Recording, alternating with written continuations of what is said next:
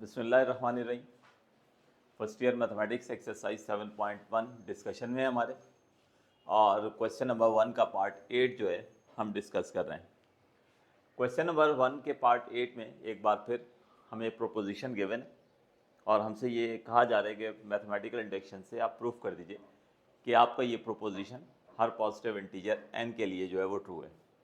तो इंडक्शन के रूल के मुताबिक अगर हम किसी प्रोपोजिशन को प्रूफ करना चाहते हैं तो हमें 3 टर्म्स के लिए प्रूफ करना होता है, 1 के लिए, k के लिए और k+1 के लिए। अगर इन 3 टर्म्स के लिए हम प्रूफ कर देते हैं तो मान लिया जाता है कि हमारा प्रोपोजिशन जो है वो for every positive integer her number के लिए जो है वो ट्रू है। तो आगाज़ करते हैं। सबसे पहले n=1 के लिए हम जो है वो वेरीफाई करते हैं। सीरीज़ है हमारे पास इस वक्त 1 × 3 + 2 × 4 + 3 × 5। ये यहाँ पर 1 × 3, 2 × 4 और 3 × 5 है। यानी ये क्लियर करना चाहता हूँ कि 1.3, 2.4, 3.5 नहीं है, डेसिमल नहीं है, ये मल्टीप्लिकेशन। तो यहाँ पर हमारे पास ये लेफ्ट हैंड साइड की जो सबसे पहली टर्म होती है ये एज इट इज़ नोट कर लेते हैं, और यही रिजल्ट हमें इस प्रोपोजिशन से लाना होता है। तो हम इस फार्मूले में, इस प्रोपोजिशन में n की जगह 1 पुट करेंगे।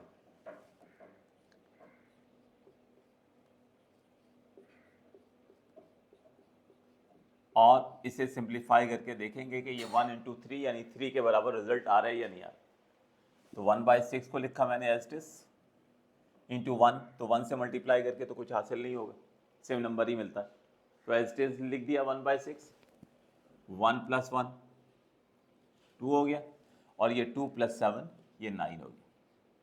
अब यहाँ पर कैंसिलेशन करें तो 3 2 ज़ा 6, 3 3 ज़ा 9, और देन 2 से 2 कैंसिल हो गया। तो ये 1 × 3 हमारे पास जो है वो आ गया। तो इस तरह से प्रोपोजिशन से हमने रिजल्ट निकाला, वो 1 × 3 आया, और अगर यहाँ से डायरेक्टली देखें तो वो भी 1 × 3 है। इसका मतलब ये हुआ कि दोनों रिजल्ट मैच हो गए।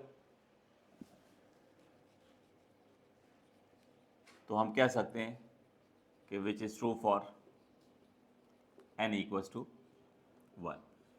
पहला मरला कंप्लीट हो गया, यानी हमारा प्रोपोजिशन n=1 के लिए ट्रू हो गया। दूसरे मरले में हम इस प्रोपोजिशन को एज्यूम करते हैं कि एक ख़ास हमारे पास इंटीजर है n, उसके लिए n=k, उसके लिए भी ट्रू है। तो क्या करते हैं हम अपने क्वेश्चन में, अपने प्रोपोजिशन में n की जगह k पुट कर दिया करते हैं। तो 1 × 3, 2 × 4, 3 × 5 प्लस n × n+2 है, तो n की जगह k पुट कर दें, तो ये हो जाएगा k × k+2।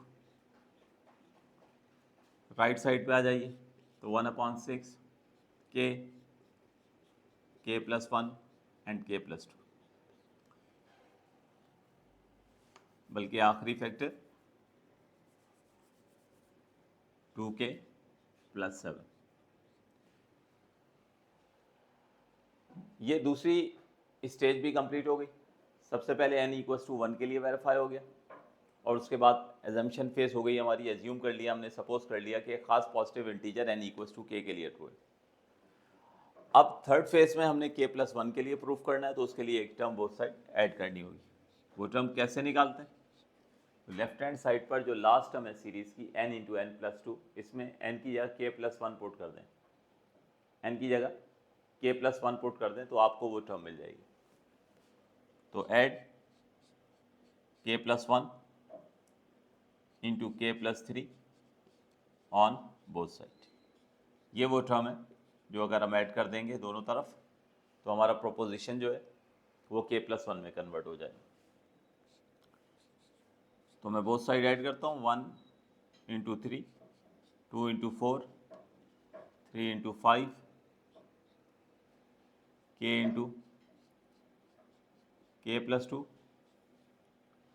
Plus k+1, k+3। ये लेफ्ट हैंड साइड पर हमने ऐड कर दी। राइट हैंड साइड पर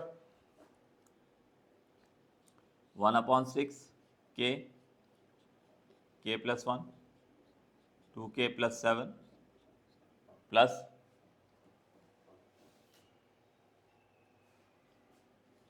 के प्लस 1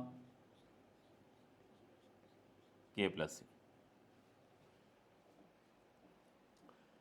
अब इसके बाद यहां से देखें कोई टर्म कॉमन निकल सकती है तो कॉमन निकालें, तो सिर्फ कॉमन निकलेगा के प्लस 1, तो के प्लस 1 यहां से कॉमन निकालते हैं।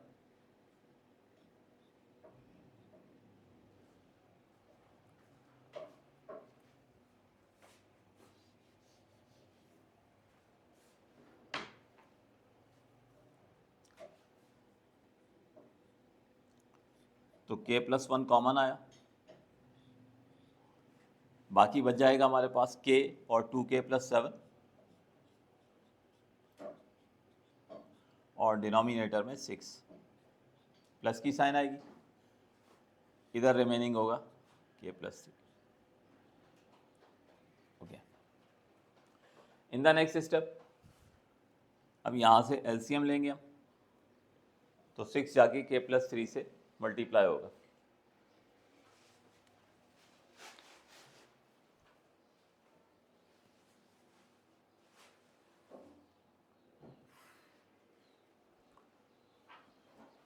नेक्स्ट स्टेप में एलसीएम होगा और 6 जाके के प्लस 3 से हम मल्टीप्लाई कर देंगे,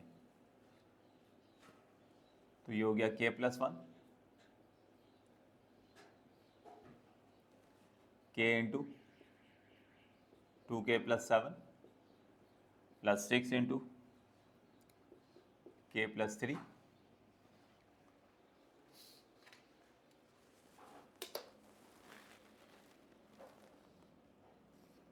ओवर 6।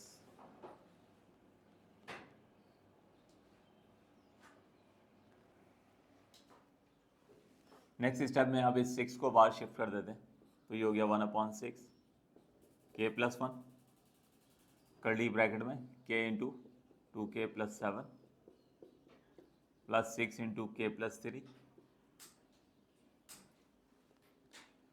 1/6 के प्लस 1 एज इट इज। और यहाँ ब्रैकेट में अब हम कॉमन निकाल नहीं सकते हैं, क्योंकि जो कुछ निकल सकता था कॉमन हम ऑलरेडी कर चुके हैं, तो अब सिर्फ मल्टीप्लिकेशन होगी, ब्रैकेट्स ओपन होंगे, तो ये हो गया 2k square plus 7k plus 6k plus 3। Next step 1/6 k plus 1 2k square plus 13k plus 3। ये बन गई एक क्वाड्रेटिक पॉलिनोमियल, ठीक है। इसकी मिड टर्म ब्रेक करेंगे और फिर इसको फैक्टर्स में कन्वर्ट कर लेंगे, तो 1/6 k plus 1 2k square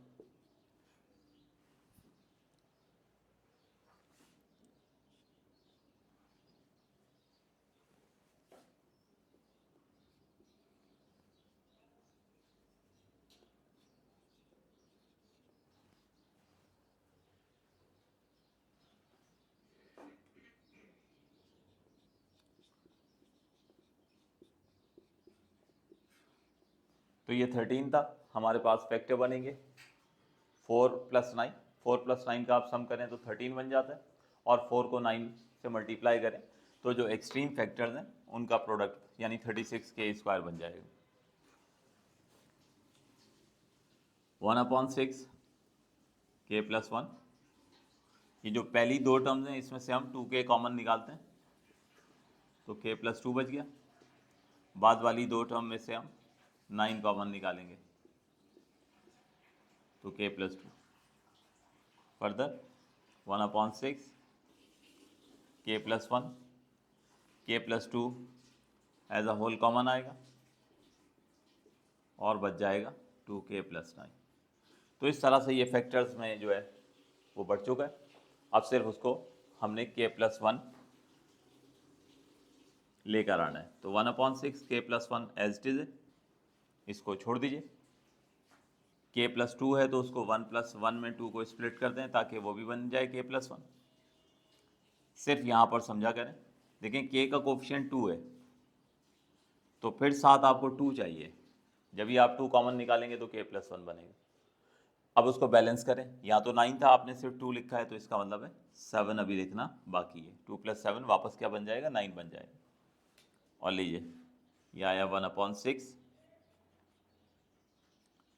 k + 1 k + 1 + 1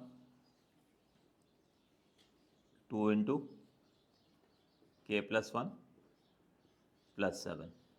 तो ये बार ऊपर लगा दिया करें k + 1 पर, ताकि आपको बड़ा क्लियर नज़र आ जाए कि जहाँ जहाँ n मौजूद था वहाँ k + 1 आ चुका है। ये देखिए 1/6 n n + 1 2n + 7। ये देखिए 1/6 n n + 1 2n + 7, यानी जहाँ जहाँ n मौजूद था वहाँ k + 1 आ गया। यानी इसका मतलब ये हुआ कि हमारा proposition which is true for n = k,